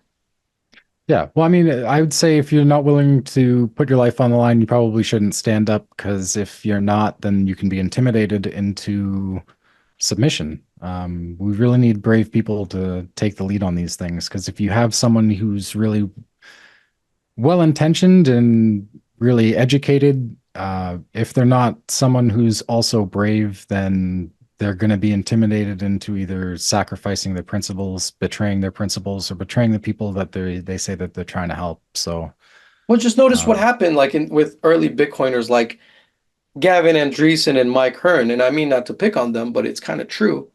The guys, in my opinion, got punked out, bro. Like it's easy to punk someone out, like a nerd. Like, yo, stop it. well, I mean, at that time, it may have been. I mean, it shouldn't have been too hard to understand the threat that it posed to the traditional financial system, especially for the guys who were that involved. But um, sometimes you really don't know until you learn the hard way that there's a price to be paid for taking a stance on the right side, that the other side is going to come after you. So, um, I mean, if somebody offs me for doing something righteous, I feel like I lived at least a righteous life. So I'm not afraid to. I'm not We're afraid all to gonna risk die, man. things. I'm not afraid to stick my neck out. We Hell, need more people who aren't afraid to stick their neck out. If you had like a large group of people who are willing to stick their neck out, now it's not just a matter of offing one or two figures, but like, you can't actually. The powers that be couldn't take out everyone if there's millions of people speaking out against what's happening. We need more people to do it, really, so yeah. that it Thank you can't for just be a speaking matter of out. taking out one or two people or a group of people. If we have like a large public awakening of what's happening, what's being done to us, I mean, that's really how we get out of this, is through some sort of group effort. It can't be everyone rally behind one guy. There isn't going to be one guy who comes and saves us. We're going to have to save ourselves, and it's going to have to be a group thing where people figure that out. Hey, have you come across Alvin Toffler? Uh, it kind of sounds familiar, but I don't think I know him. Yeah, so it's this dude that like I was put on. He and recently I've been studying the crap out of him. And yeah, he pretty much is a big blocker, bro. He yeah. It's probably why the name might sound I'm familiar. not gonna talk more about him, but it really is like the world in a next what the world will be like in the next stage of a what the world would be like in hyper Bitcoinization. Yeah, That's yeah, pretty much okay. it. Now, tyrants are going to want to have everything under control, so we won't have a capitalist meritocracy if that mindset of centralization wins out. We're just going to be in a see, people probably are asking themselves like, why do dudes like me talk? Because I see things so clearly that I feel stupid not to talk in the future, and we're all fucking enslaved with a chip and surveillance everywhere, right? Like I would be fucking feeling stupid. So if you're a coward, I hope you live a long life. That's all I got to say because but you're going to be an enslaved life. It's going to be an enslaved life. Yeah, So yeah. It's something even like Frederick Hayek warned about it in The Road to Serfdom. If you allow centralized control to take control over everything, that's going to be the end result. And at least, I mean, initially when Bitcoin first started, it was a strong pushback against that. And it's unfortunate that we've fractured all the libertarian, anarchist type people who were really about taking away that centralized power and empowering individuals. Fracturing that whole community into 30,000 different projects is exactly. taken That's what away they our did. power and our ability to act as a unified kind of group. Um, but if we have this convergence back into Bitcoin, we might gain some of that power back to have a large group of people who are all pushing back against that. I think that's the thing that gives me more hope that we won't end up in a world like that than anything else. 100%. And Yeah. and the and the and you just got to keep, you know, using BTC as a place to teach people. And that's what's been happening. So Yeah. why is I that? mean, Because the profit is there. The profit opportunity is there for everyone to be involved and become a co-creator within the on-chain environment that is BTC now. As it is a crippled, it is a big blockchain, but it's a crippled one still. So people are going to inevitably seek opportunities in other places where they can do more. I think we're at the point in time where we're at I call it the game of chicken territory. I would want to know what you think about this. But I think that we are one move away from either a killer application breaking out on BSV and then everybody be like, holy shit, maybe I should hedge, or one very prominent BTC person going against the grain, going against the cult mindset over there, and saying, look, guys, it seems to me like everyone here is copying BSV. yeah. They're deploying all of the opcodes on BTC to copy BSV.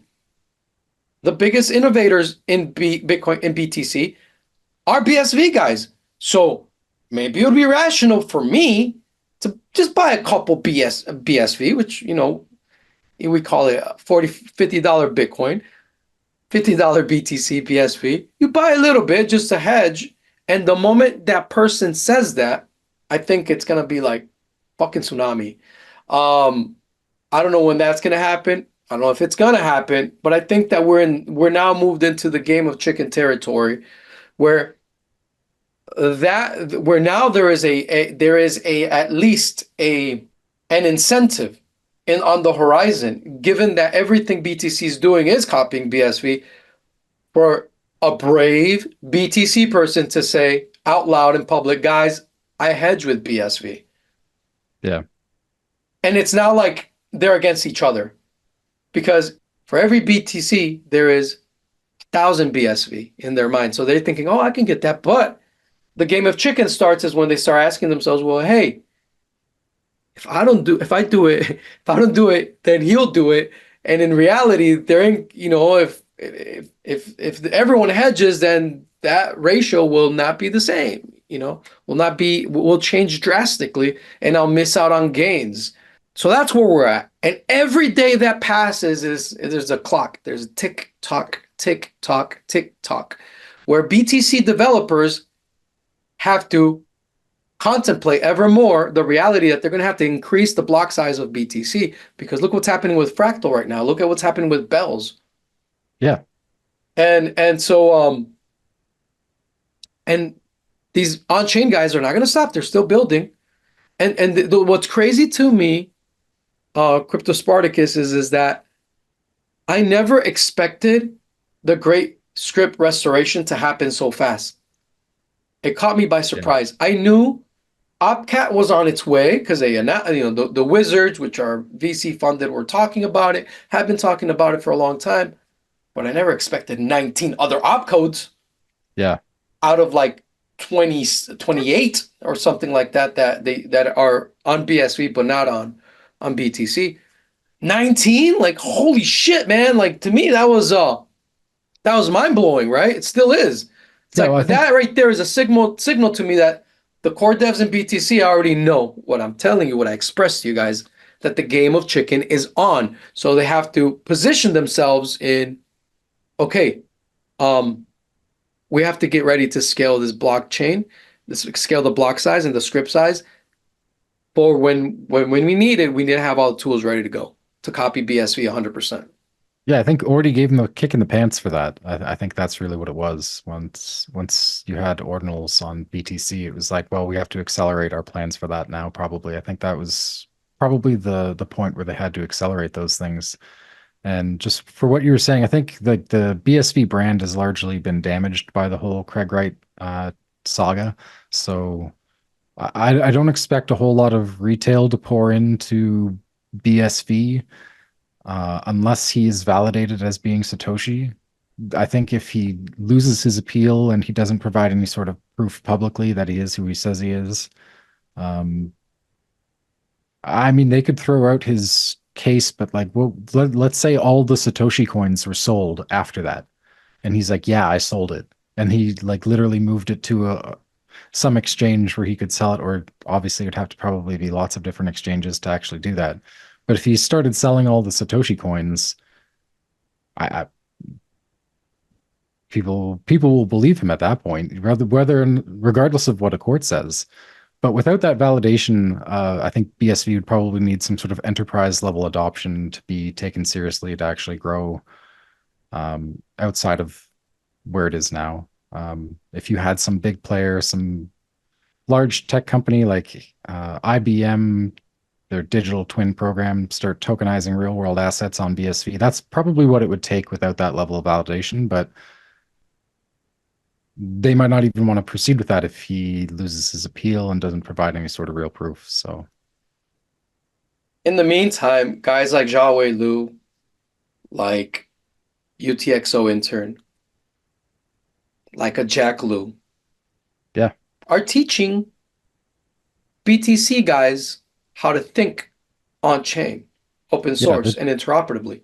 yeah, And we have a whole, like just today, I was listening to a space with Jiawei and S-Script where they're educating a bunch of BTC guys on how to use Bitcoin, how to program with Bitcoin, with the yeah, UTXO model. How does it work? How does it?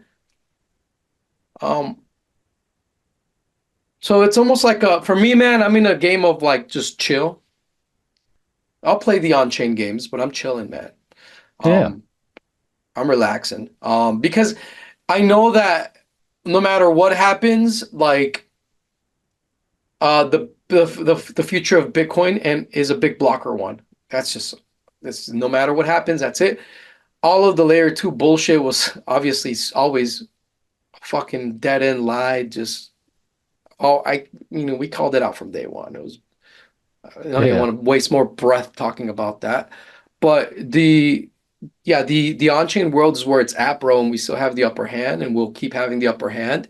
And if anyone wants to learn about it and be ahead of the market, they need to do what you're doing. I didn't even know you were doing that, bro. It's good for you. You're studying well, BSV. You're studying it's to like I said, program BSV.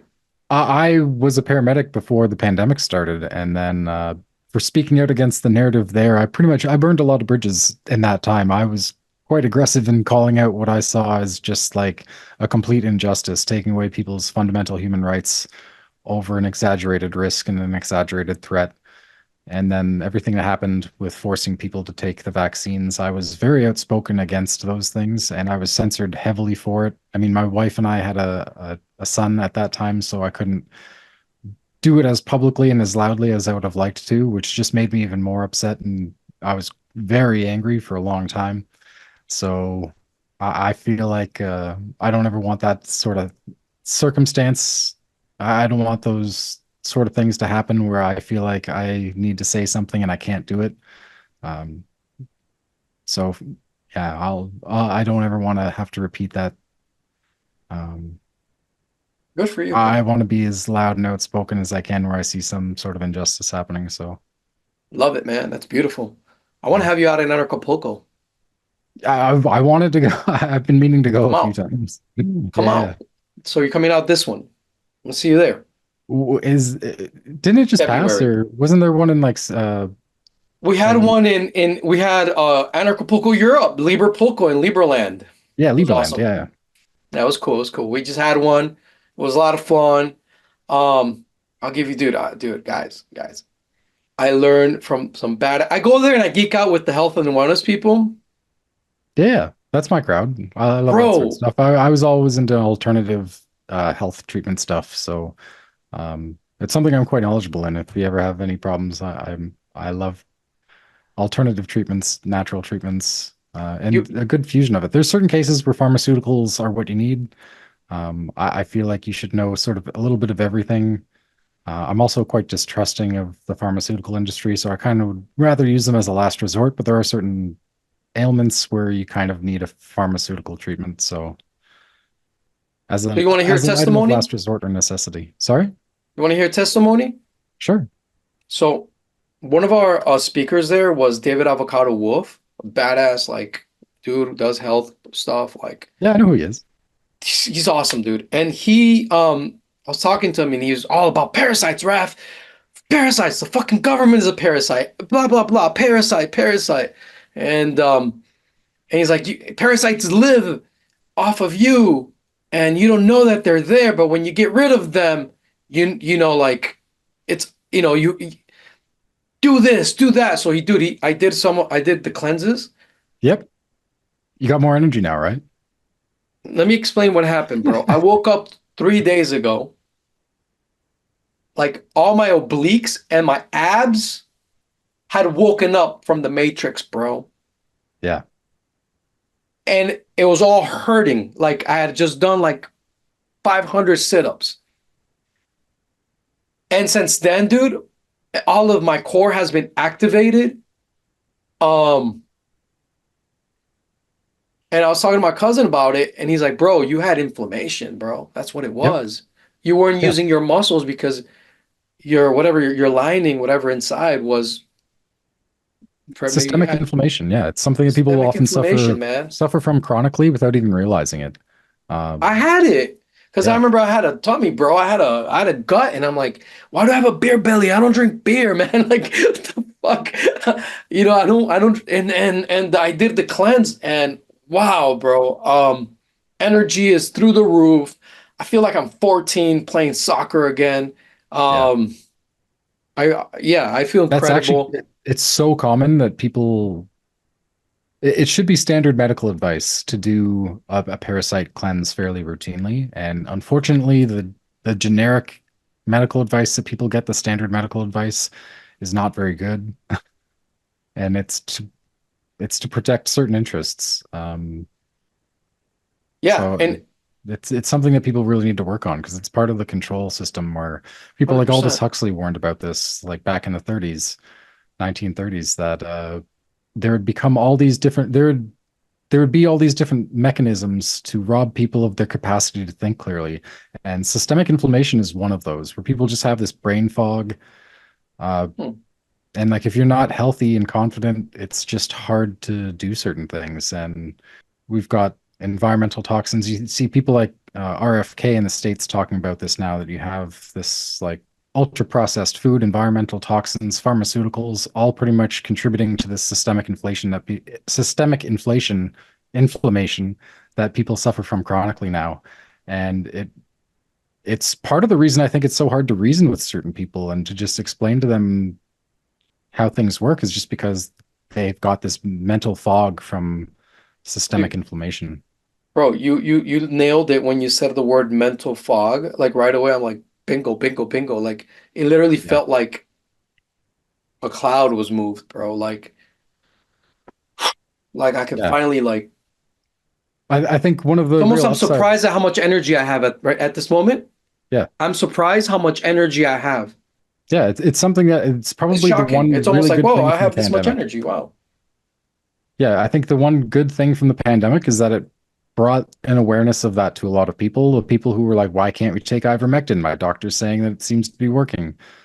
Granted, there does seem to be some issues where ivermectin might cause issues with fertility.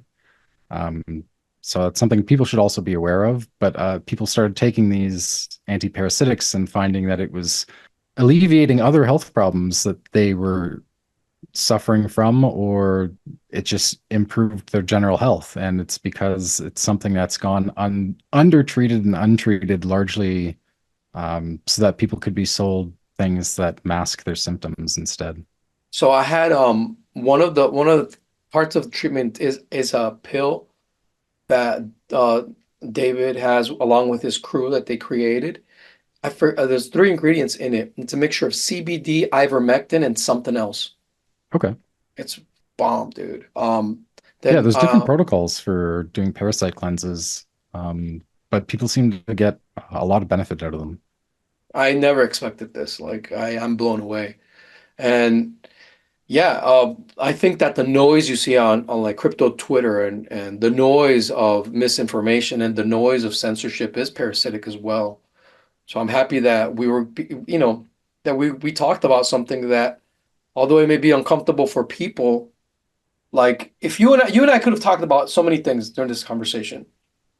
That's what I love about crypto people. We all seem to have gravitated to that we're being lied to about a lot of different things, and that there's this kind of group discovery that we're all kind of sharing information. Um, it's great to actually see it because it's what's like humanity kind of needs to have this awareness of how widely we've been lied to about a lot of different things. And it's so common to see a bunch of like people that are really into their health and crypto, really into discovering all these different avenues through which we've been kind of deceived by big financial players in different industries. Yeah, dude, it's crazy how it's, you know, it's just wild how like in every like aspect of your life, you they're trying to intoxicate you with with parasites, with bullshit, man. Your mental space, your physical space, the air you breathe, the food we consume, the water, like it's fucked, man. Like, Yeah. and you know what I've also realized is that the more I go to Anarchapulco and I hang out with the health and wellness people, and the more I practice what I learn, the more the more sensitive you become to the toxins and the pollutants around you. And like, for Yeah. example, the fog that we talked about, dude, I had this fog, bro, and now I don't have it. It's like now I can feel my abs again. Like I literally have not felt this way in probably years, dude. Like, and I've done cleanses. Like probably my last cleanse was probably 2 years ago. Um, but not like this. Like not like this. This is And I don't want to sound to be graphic or anything, but I didn't see anything come out that was weird or anything. It must have Yeah, been like something microscopic that, was yeah, living in me. that's often what it is. Because if it's something large, you'll start to notice it. You'll get more severe symptoms. Yeah, little tiny microscopic parasites that a lot of mainstream physicians noticed during the pandemic, not even because they were recommending it to their patients, but they had some patient who heard something on the internet and started taking ivermectin or one of those other anti-parasitic drugs. And then it's like, hey, why is this patient suddenly getting like, why is his other condition getting significantly better now? And it's even like things like cancer doctors have realized that a lot of the metabolic byproducts of having these parasites might be a cause of cancer for certain cancers. I mean, it's not universally true, but it's something where there's all this interest in parasitology again because it seems to be a thing that's been largely ignored by the mainstream medical system for a long time. Unless you have, again, like tapeworms in your belly or something that's more noticeable, like the ones that go unnoticed, they have a chilling effect on people's health, and it's something that the effect of that builds up slowly. So like that mental fog, it develops over the course of maybe a year or two, and you don't even notice until you get that treatment and it goes away, and you're like, wow, I didn't even notice how my cognition is so much better now. It's something that's fundamental too. Like if you don't feel well, it's hard to do anything else well. Like your health is like basic stuff. If you have like just a stomach ache that doesn't go away for months, like that cripples you and your ability to be effective in other aspects of life. So I mean, if your health isn't where it should be, then it's hard to stand up against tyranny. It's hard to do all these other things. So it's a crippling effect on people to have people suffering from all these chronic ailments. And it's easy for a person to fall back into vices, even addictions, because if they are not, to cope with something that in reality is a parasite that is just sucking energy away from you. I had another experience with health and wellness where I learned that root canals were bad for you. Yep. So I found an amazing doctor that took them all away from me. Man, that energy boost that's how I'm feeling now. Honestly, this one's probably more intense. This Yeah. energy increase level up is more intense. The root canal one, I was expecting it because yeah, I was expecting it. And when they took out the root canals, little pockets of like pus came out with them Yep. behind them. This is a chronic infection living in your mouth, living in your head, Yeah. that um, the dental industry tells you that, oh, it's the way to do things. And that's all bullshit, man. You got to get that metal out of your mouth. You got to make sure the when they take away your wisdom teeth, man. Yeah, I unfortunately was kind of goaded into it because I had braces when I was younger, and they're like, "Oh, if you don't take out your wisdom teeth, Everyone it's was, gonna crowd bro. your teeth, and it's gonna ruin all that work you put into your braces." And at the time, I was under my dad's medical plan, so they were like, "Yeah, it's covered in insurance now. You may as well do it." But in hindsight, I never should have done that. Yeah, I same wish here, I man. hadn't. Yeah, I wish I hadn't either. It was fucking stupid. Like it's just the virus. That was a virus, dude. It was a mental virus that was passed around to everyone around you, your parents, the media, and these bad ideas um were proliferated. And you, as a young person, you heard everyone tell you get rid of your wisdom teeth. yeah. Or I feel like there's something. It's one of my favorite authors used to talk about, Robert Anton Wilson. Um, The universe is a series of non-simultaneously apprehended events, which is really just a fancy way of saying that people figure things out at different times. And I feel like there's a collective realization of how badly we're being lied to at this point. That's why you see these efforts to censor social media now. It's try to prevent people from figuring out all these different things and really just figuring out how the game is played against us, how the table is tilted and the game is rigged against us in all these different ways. And it's all kind of coordinated so that a small group of people can dominate the rest of us. And that's why I chose the name Crypto Spartacus, because I mean, I want to put a stop to that sort of thing. And yeah, I mean, just everything that we saw over the pandemic, every time there's some big event where they make some sort of big move, they try to control people in a certain way. It wakes up a bunch of people, and you have more people apprehending just what's going on.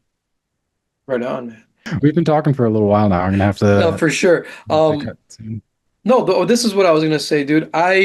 One aspect of Bitcoin's fullness that I love is the aspect of the truth ledger, of Yeah. the book that could never be burned. Because we have so many parasitic ideas running the world that it bothers me that the internet is becoming a place of more and more parasitic ideas with AI and just noise. And Yeah, I I agree. It's can't, kind of like the macrocosm, microcosm sort of aspect. We've got parasites in us and we've got parasites running the world. It's sort of yeah, dude, it's crazy. it's a reflection of the And so what microcosm I and the microcosm. Bitcoin as truth machine can save us from this crap, dude. And I see my work, what I do in promote and teaching people about the on-chain world is to empower that, man, because we really need a truth ledger, a global truth ledger. We really need. And people Yeah, probably listening absolutely. to me are like, well, what about privacy? You need privacy. Yeah, yeah, dude, we need privacy tools too, but It's a delicate balance there. You need to strike a balance we and need both. yeah, absolutely. It's something where we absolutely need both. And we need to have both in a way that sort of it's empowering to the individual, not to the establishment. There's going to be an attempt to force all these things on us in a way that's beneficial to the establishment. And if people don't understand it, they'll get away with it in certain places. And if people do understand it, it's going to be very hard to force that on people. I know in Canada, the Bank of Canada just announced the other day that they're abandoning their plan for a CBDC because they did some public consultation and just found that everybody's so against that idea that it's just a completely toxic term now. So Good. they know there's certain lines that if they cross it, it'll create too much of a backlash, too much pushback. These people are kind of crafty. They think very far ahead, so I'm sure they've got something else up their sleeves if they're announcing that sort of thing. But people have to be aware that they've got some sort of game plan that works for their benefit and not ours. And that awareness is growing. I remember having these conversations about things 10 years ago, and people just looked at me like I was a tinfoil hat wearing lunatic. I mean, I remember I applied for my firearms license in 2012, and I found out from the RCMP that they were spying on me on my online activities because I was researching this group called the Freeman Movement in Canada. It was kind of like a sovereign citizen movement here, but that was a year before the Edward Snowden revelations happened. So when I told people in 2012 that the RCMP told me they were spying on my online activities, people didn't believe me. Now it's like everybody knows that your online activities are surveilled. Um, Right. but No, in everyone doesn't 2012, that was care. a crackpot conspiracy theory. Nobody took me seriously. People literally stopped talking to me because they thought I'd become like a paranoid schizophrenic. Because that was how suddenly things changed. As soon as you had the Edward Snowden revelations, people who treated me like I was crazy for a year when those revelations happened, acted like they knew the whole time because they heard about it from me. And it was just like, come on, man. You could have at least apologized to me for treating me that way. Damn, bro. Sorry about that. Yeah, it sometimes sucks to be ahead of the game, but in crypto, it's always an opportunity to prosper financially. Yeah. These technologies are so amazing because truth is aligned with prosperity. And you can only fool people for so long on stupid shit. Like Yeah. the Lightning Network. In 18 months, we'll have the Lightning Network. In 18, bro, don't worry. We will have the Lightning Network in 18 months, but Trust me, bro. trust me, bro, I got you. And that stupidity. Oh, now they're just copying BSV. Okay, cool, dude. Now you're activating opcodes. Okay, cool, dude. Um, oh, we're gonna do a casino, pump that fun. Okay, you can distract stupid people for a certain amount of time. Sooner or later, it's like, what the fuck is the on-chain world really for? Right. And and it's almost like you need to have a playground environment to play with these ideas, to play with things, because playfulness is what breeds creativity. So Yeah, I mean, as much as I might talk trash about how there's 30 different coins that shouldn't exist, the people that are developing on those chains are learning stuff, and right, eventually they'll apply what they've learned to the stuff that sticks around. So right, to it's an the okay to sandbox for now. exactly, like And where can they make most money is if they bring those skills to Bitcoin, to the UTXO model, where the money's to be made now because they have the biggest market cap, the most readily available exponential opportunity for the biggest of networks in market size to consume whatever asset that they're selling on chain. So it's, yeah, I mean, I really, I'm It's an really exciting enjoying the time. vibe, man. I really enjoy. What's that, bro? I said it's an exciting time right now. There's a lot Yeah. of like interesting stuff where people are figuring out a lot of different things that they didn't even know was possible. So, So what are you keeping what are you looking forward to in the future? Like well, I have certain happening ideas in the that future. I'm the thing I'm most looking forward to is the stuff that I want to build myself. But it's not at the Cool. point where I really want to talk about it so much now. All right, Again, cool. I'm still just learning what I need to do that. So Oh, maybe in the dang. So future you when can you have me build it, on let me again. know. We'll have you on back on the Yeah, show. yeah, Sounds for sure. good? Yeah, yeah, I can give you a heads up. You can share it here. And Acapulco, dude. We could have paramedic training over there. That would be cool. Yeah, I used to do CPR and first aid lessons, and yeah, that's right up my alley. I can do that. I used to Yeah, teach that stuff. whatever. Have fun. Let me know, DM me, we'll talk about it. Where can people follow you? Keep it, keep in touch. Mostly on crypto Twitter. My handle is CryptoSpartacus there, but it's with a zero. So Crypt Zero Spartacus is how the at address is spelled.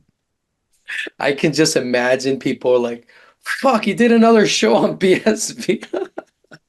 It's something where like whether you like it or not, It's in your I mean, face. if you're a BTC maxi, you should still be paying attention to BSV because that's where a lot of the developers that are doing cool shit on BTC right now are coming from. So you can You get should with the be learning it. program and apply it to BTC if you like. You don't have to hate on it so bad that you can't see the trees through the forest anymore. Like It- It's there's value there whether you like it or not. You can apply it in your own way. yeah, at the very least, it's a great sandbox to then bring to BTC like people have done already. Yeah. Cool, man. Well, dude, pleasure to have you on the show. Is there anything else you want to mention before you leave?